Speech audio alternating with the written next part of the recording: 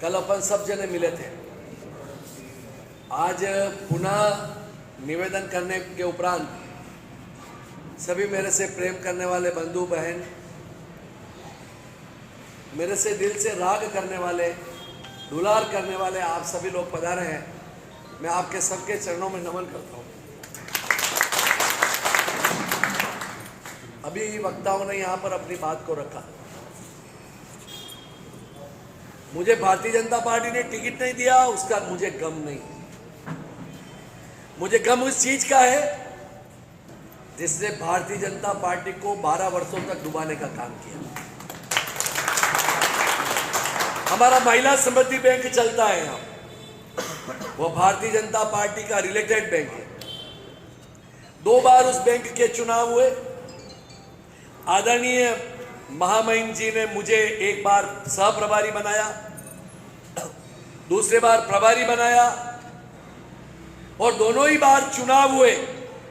और चुनाव में सामने कौन था? जिस व्यक्ति को भारतीय जनता पार्टी ने टिकट दिया है वह और उसकी टीम। हमारे आपस में झगड़े हुए, मुकदमा दर्ज हुआ मेरे खिलाफ। वह किसके कारण हुआ? मेरी पार्टी के खातिर। मैंने उस बैंक में हमारे भारतीय जनता पार्टी समर्थित प्रत्याशी और आदरणीय कटारिया साहब के समर्थित लोग जीते, उसके लिए काम किया। चुनाव कार्यालय कहां था? दोनों ही बार मेरी होटल के नीचे हॉल था। मेरी पत्नी को तो टिकट नहीं मिल रहा था, मेरा कोई रिश्तेदार तो उसमें चुनाव में प्रत्याशी नहीं था। मैंने किसके लिए काम किया? बंधुओं, बहुत बातें करने के लिए मैंने बहुत बातें कल आपके सामने रखी। मैंने पुनः कह रहा हूं, विरोध इस चीज का है कि भारतीय जनता पार्टी अगर ऐसे व्यक्ति को टिकट देती जो वर्तमान में काम कर रहा होता तो मुझे दुख नहीं होता। मैं याद दिलाना चाहता हूं, आज के 4 वर्ष पूर्व जब मैं उप महापौर बनाया, मेरे संगठन ने बनाया। किस वार्ड से चुनाव लड़ा, कैसे जीता, ये पुरानी कहानी हो गई। जीतने के पश्चात उप महापौर बनाने के बाद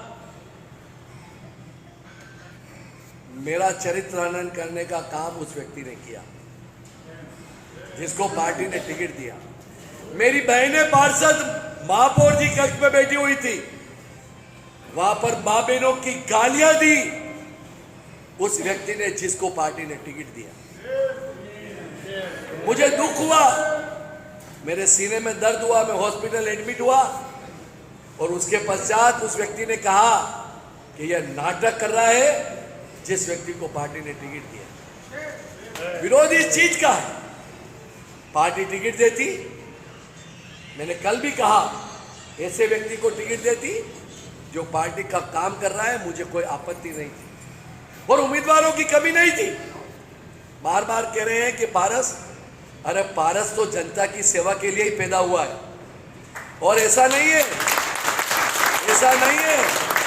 मैं आपको कह रहा हूं, ऐसा नहीं है कि मैं विधायक बनूं ना बनूं, मैं पार्षद रहूं ना रहूं, मैं उपमहापौर रहूं ना रहूं, मेरा एनजीओ चलता है। उस एनजीओ में और ज्यादा काम कर इस उदयपुर के लोगों की सेवा करता हूं। मेरे जीवन का ध्येय है सेवा, इसलिए सेवा करने से कोई रोक नहीं सकते हो। ऐसे देश के अंदर कितने लोग हुए हैं जो सेवा के माध्यम से आगे आए हैं। हर व्यक्ति राजनीति के माध्यम से आगे थोड़ी आता है, लेकिन हाँ, राजनीति में काम किया और उसकी वजह से कुछ मन में एक भावना उत्पन्न हुई।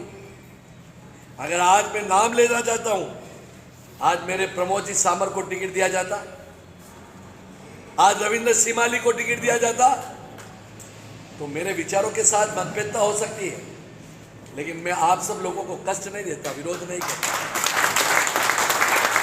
विरोध उस व्यक्ति का जिसने भारतीय जनता पार्टी को रोड पे लाने का काम किया। विरोध उस व्यक्ति का जिसने गुलाबचंद कटारिया को रोड पे लाने का काम किया। अब मैं किसके लिए कहूं? गुलाब जी भाई साहब, थोड़ी आंखें खोल कर देखो कि क्या वो व्यक्ति आपका है। मैंने आपके लिए पलक पावड़े बिछाए, कोई कोर कसर जीवन में नहीं रखी। मतभेदता होने के बाद भी मैंने आपको चुना। अगर शायद आपको आज के 10 साल पूर्व नहीं चुनता तो भी मेरा टिकट होता। मैंने आपको इसलिए चुना कि आपने भी पार्टी के लिए खूब काम किया, लेकिन आपने ये काम भी किया कि आज सड़कों के ऊपर हमारे को ले आया। इसका दर्द है, इसका दुख है। अब अपने को क्या करना है, चर्चा वो हो जाए। बातें बहुत है करने के लिए। यहाँ पर शंकर जी भाई साहब पधारे, मैं उनका कृतज्ञता के पूर्वक अभिनंदन करता हूँ।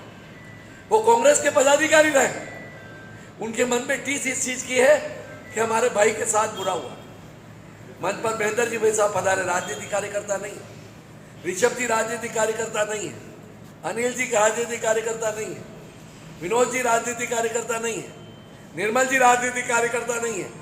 यहाँ पर 400 से अधिक लोग जो बैठे हैं वह राजनीतिक कार्यकर्ता नहीं है। 5-7 कार्यकर्ताओं को छोड़कर मेरे से स्नेह और दुलार करने वाले लोग हैं, और आप आए हो, मैं पुनः आपके चरणों में नमन करता हूँ। लेकिन हाँ, अब 400 से काम नहीं चलेगा। लोग बंधुओं, अगर विरोध ही करना है तो अनुशासन में रहकर, क्या हम कल 11 बजे टाउन हॉल से जगदीश चौक पैदल पदयात्रा कर सकते हैं क्या? अगर हम कर सकते हैं तो यहाँ पर बैठे लोगों को प्रतिज्ञा लेनी पड़ेगी कि हम 5 लोगों को लेके आए। हम 2000, 2500, 3000 लोग होंगे तो आंदोलन